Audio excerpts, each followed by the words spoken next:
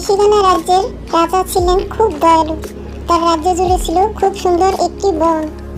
অবসর সময় তিনি সেই বনে ঘুরে বেড়াতেন, সময় কাটাতেন। বনটিতে কোনো হিংস্র প্রাণী না থাকায় অন্য প্রাণীগুলো নির্ভয়ে সুখে শান্তিতে বসবাস করত। তারা একে অপরের সাথে বন্ধুর মতো সম্পর্ক গড়ে তোলে। খুব সুখেই কাটছিল তাদের জীবন।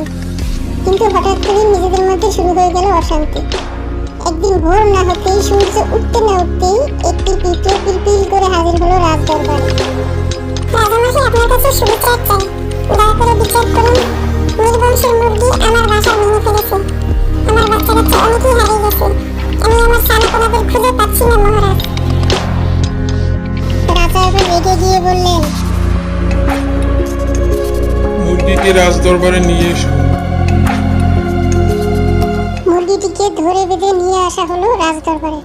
মুরগির কাছে যখন রাজামশাই জানতে চাইলেন কেন সে এই কাজ করেছে, তখন মুরগি রেগে গিয়ে বলল, রাজামশাই, আমার কোনো দোষ নেই। সাপ আমার ডিম ভেঙে ফেলেছে। আমি সাপকে ধরতে গিয়েছিলাম। তাড়াহুড়ো করে পিঁপড়ের বাসায় পা ঢুকে পড়েছে, তাই ওর বাসা ভেঙেছে। আগে সাপের বিচার করুন রাজামশাই। কোথায় সাপ? এখনই হাজির করো। তুমি কেন মুরগির ডিম ভেঙেছো? সাপটি বলল, হরিণ খুব দিয়ে আমার লেজে আঘাত দিয়েছে।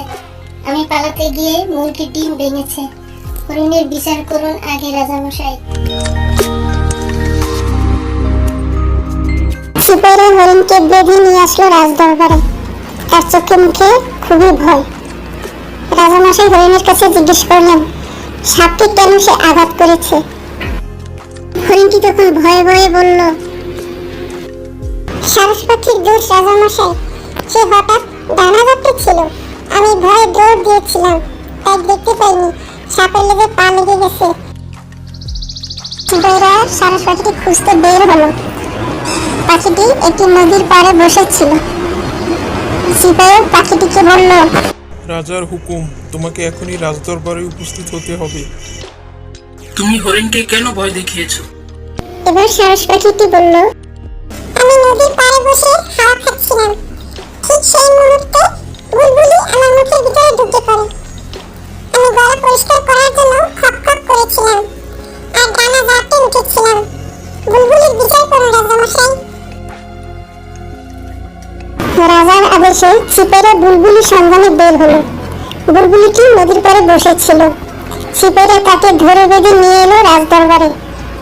এবার রাজা তার কাছে জানতে চাইলেন, তুমি কেন সারস পাখির মুখের ভিতরে ঢুকেছিলে বলো। আগে আমার কথা শুনুন রাজামশাই। ব্যাঙের মুখে শুনেছিলাম রাতে ঝড় হবে। শুনে আমি বাঁচার জন্য জায়গা খুঁজছিলাম। গর্ত মনে করে সারসের মুখে ঢুকে পড়েছিলাম। ওই বুড়ো ব্যাঙ আমাকে মিথ্যে ভয় দেখিয়েছে। রাতে কোনো ঝড় হয়নি, তাই ওই বুড়ো ব্যাঙের বিচার করুন আগে রাজামশাই। ব্যাংকটি কোথায় আছে? হাজির করো তাকে। রাজার সিপাহীরা ব্যাঙটাকে ধরার উদ্দেশ্যে বের হলো। ব্যাঙ একটি গাছের নিচে গর্তের মধ্যে লুকিয়েছিল। কিন্তু লুকালে কি হবে?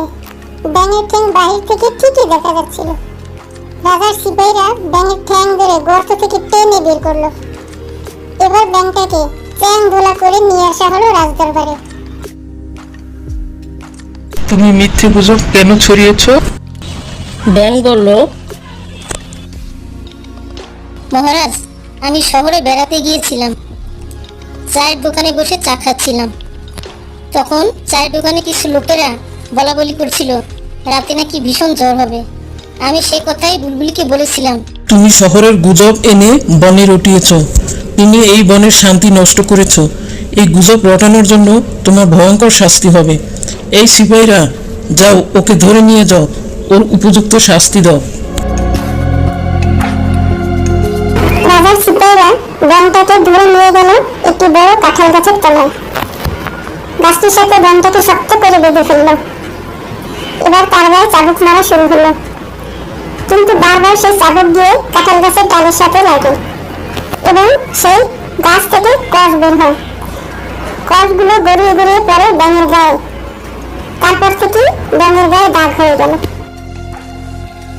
Thanks for watching. আমাকে এগিয়ে যেতে সাহায্য করবেন। দয়া করে আমার চ্যানেলটি সাবস্ক্রাইব করবেন এবং লাইক কমেন্ট করে পাশে থাকবেন। ধন্যবাদ।